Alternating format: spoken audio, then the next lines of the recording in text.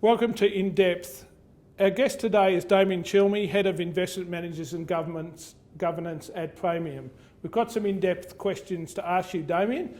Feel free to expand on those if you'd like to. Thanks, John. Thanks for having me. It's a welcome pleasure to be on this side, not asking the questions. Yeah, it's good to have you in that respect. You have had extensive experience working with different platform providers, Damian. Can you give some background on your experience, your role, and also what separates Praemium from other platform providers? Not just who you've worked with, but also other ones. Yeah, so it's true. So I've worked at a couple of platforms, and two in particular that have been at the leading edge, I think, of managed accounts. And whilst got a lot of contemporaries in investment research, majority of the time people have been focused on managed funds, but in the two roles I've had most recently, specialising in managed accounts and being responsible entity, I think that's been the big eye-opener, a very different set of responsibilities, getting through the whole construction process and building these investment strategies, bringing them to light. So we've been working with a range of groups, from big global institutional managers, wanting to launch strategies into Australia, to IFAs who are mechanising their portfolio solutions. So you get to work with a lot of people. You get very involved in their organisation. You get to meet everyone in there, because everyone does get involved in it. And some of them, they take 6-9 months or so. So it's quite the labour of love. So I find it very rewarding. You get to create something and see it come to fruition. But specifically on the Praemium side of things, it's been very impressive, I must admit, as an organisation, to see the range of solutions available. There's a number of modules. Yes, we have the classic portfolio platform solution that we offer to many advisor groups, but there's a whole lot of other things as well. There's a big software business that's utilised by a lot of leading stockbroking firms around the country. We also provide corporate actions solutions to other platforms in some cases as well. And then I think the beauty about it all is that we can tie it all together and give whatever modules our clients are using, we provide a unified view of it to investors, and I find that the most interesting part about Praemium. And so it's like a one-stop solution. Yeah, we do. Yeah. Drilling down, a number of those managed accounts and a number of those instruments that sit on your platform have managed funds in it. What do you think the biggest risk to the Australian fund managers are post-2020 as we come out of COVID? Yeah, I suppose for the fund management industry, like many others, but we've acutely seen it, which is fee pressure and competition. And historically, that's come from ETFs and passive instruments, which have driven down a lot of those prices. It's also a whole lot of other things around other parts of the food chain, if you will, that have been driving that kind of fee pressure. So, they got to work within that environment. I think there's a lot of disruption going on. I think a lot of fund managers are looking how to repackage their services, and I think you're seeing a lot of organisations thinking, should I be doing exchange traded managed funds, ETFs, SMAs is another classic thing. So they're having to rethink a lot of their delivery mechanisms. So it's that disruption that's the big challenge for fund managers. And I suppose recognising the fact that all those providers are just one of the fee chain across all of the other elements of platform and fund managers. And in the context of... Spot on. I was just going to say on that one there, it's been understanding all of the other people in the industry as well. And, it's not that hard in life if you put yourself in the shoes of others. It goes a long way. That's well put that way. So in the context of those various instruments that will sit, which asset classes do you believe are most likely to benefit post-COVID-19?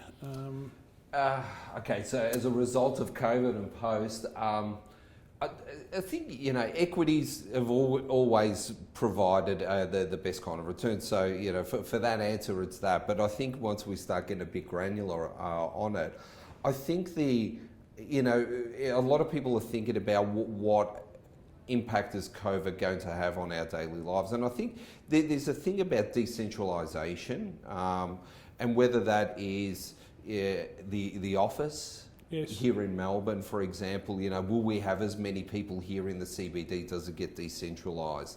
Is it also communities or more regional communities start beefing up? So I think, that decentralisation aspect I find very interesting.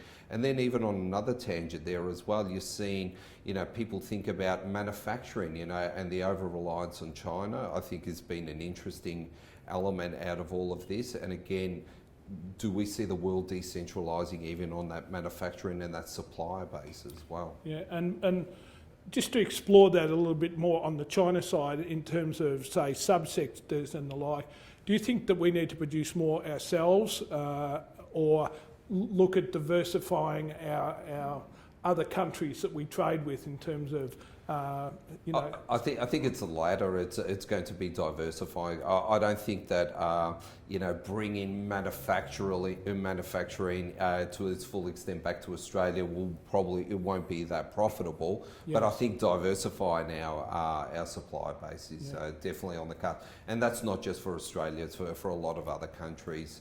And you speak to people in different industries, not just in financial services, and these debates are going on. Yeah, and part of that is the cost again, like we talked about before, which leads me to a question on ESG in terms of those considerations. And I was reading an article by Scott Pate last week, and he was saying that a number of the funds are very expensive and the like. Is true. And so for investors, how are you addressing these issues, and are there any positive or negative examples with your model portfolios in this fashion? Probably a harsh word with regard to incorporating ESG considerations in. Yeah, so we've done a lot of work, Praemium as a business over the 12 months, maybe even more, around ESG. Part of it is to get the broadest. I think we've got probably one of the broadest investment menus when it comes to ESG strategies available to investors. We made quite a concerted effort to lead on that, even where some of the numbers quite didn't justify it earlier on as well too. But we made a decision on that basis to really continue to support advisors and investors to making sure there was choice. Then the other project that we did earlier this year that we delivered was an ESG screening tool. And what that seeks to do, it's as simple as we have 9 categories of what we'd call values that people express. That is, I don't want to have tobacco in my portfolio. I don't want to have thermal coal, I don't want to have animal testing, that kind of thing. So we've got those 9 screens set up, and it's literally a push of a button, and you say, I don't want animal testing in my portfolio, and it puts a block and it strips out all of those stocks, not only now, but in the future.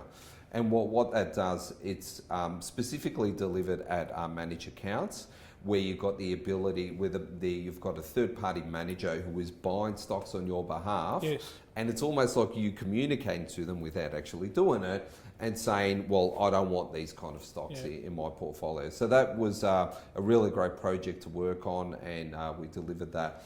To your point about, what's the positives and negatives out of it, I think it's just a classic area of more information going on, and I think as people continue to look into this space, and with the amount of interest plus information is around, I think the more that people get into it, they realise it's not quite black and white. Yes. There's a lot of shades of grey in it, and people really need to work out, hone in on their ethics.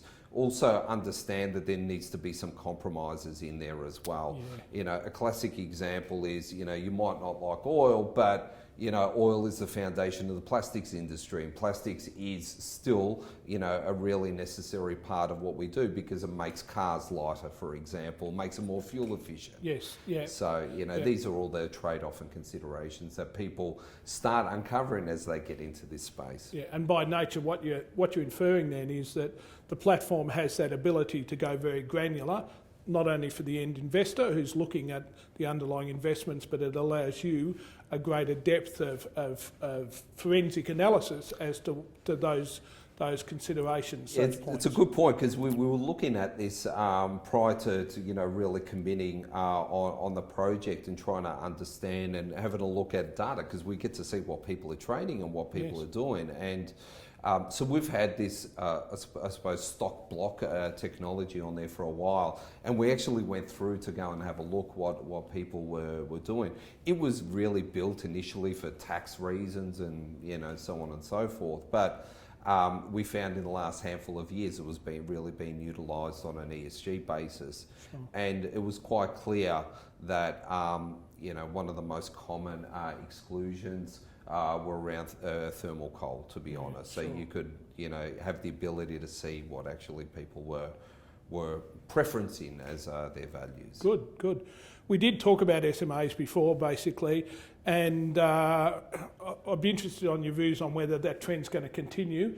And say in Praemium's case, is there a ceiling, rough number of sets of models that you think, can there be too many? Basically, can you have a platform where there are so many models that the end prospective investor is just confused, or do you put some limits on that? Yeah. A lot of questions there. No, that's all right. So, there's capacity constraints as well within an organisation of, how much you can effectively monitor and so forth. So, you'll have those kind of things. But, a typical platform has somewhere near 500 to 1,000 funds. It probably ends up looking something like that as well. Sure. I think that, it will disrupt certain parts of the managed fund industry. I don't think it kills it. No. Managed funds are going to continue to live there. There's no doubt about that. There will always be a need for discretionary portfolios. Correct. In an advice practice or users. So models will be important, but I guess what you're saying is discretionary investments still need to be used across the spectrum. So the point,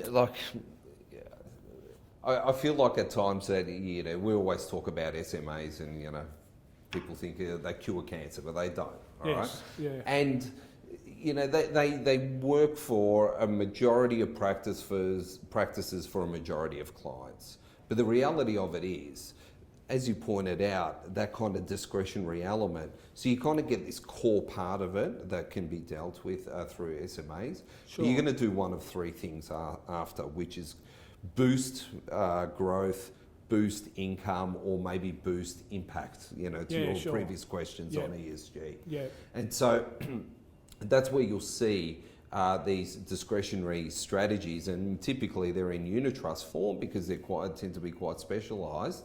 They'll kind of tack on the side of that managed account solution. Sure. I just want to finally spend the last probably 3 or 4 minutes on the corporate side of Praemium and the acquisition of Powerapp, and what that means for the market, the end investor, and how it's come about, I guess. We hope it's very good for our shareholders. So far, everyone's responded well. But it's an interesting story of the businesses. Similar executives have worked on both sides of the businesses, similar technology stack as well too. And that's what kind of made the transaction appealing out of that basis there. But the really interesting part about it is, although it has those kind of commonalities, the two businesses went on totally different paths. Yep. And legitimately they're successful on their respective paths that they went on. And Praemium really doubled down in a way on managed accounts and made that very much the focus. It also, with the software side of things as well, that helped diversify revenues and so forth. Whereas you got Powerapp that really focused in on high net wealth discretionary trading, very specialised investment trusts that were made available on there as well. So, And it's been a progression, hasn't it? It's not as though it's just one day Powerapp came and connected. Yeah. It's been a progressionary thing with Yeah. Praemium over a Yeah, period yeah, of correct. time, the relationship. Exactly right. Yes, So, and now we're bringing it all together. We've still got, you know, as I said, now that we've got that core technology piece, which has got that commonality, and we've got this servicing of different markets as well. But again, you know, our real strength, and this is where it will come together, is, you know, the unified view for clients. So Sure. you can face us in a couple of different ways, but we provide a unified view across account information, and that's the real strength out of all of this. Praemium's come out recently with media around, you know, the platform of everything, and it's there to really talk about the number of modules that are available, but then present it all collectively and cohesively. Yeah, and I think that's a really good place to finish on today, that umbrella view that Praemium bring to the market with regard to that. Damian, thanks for joining us today in INDepth. We appreciate your time. Thank you. It was a real pleasure. Thanks, John.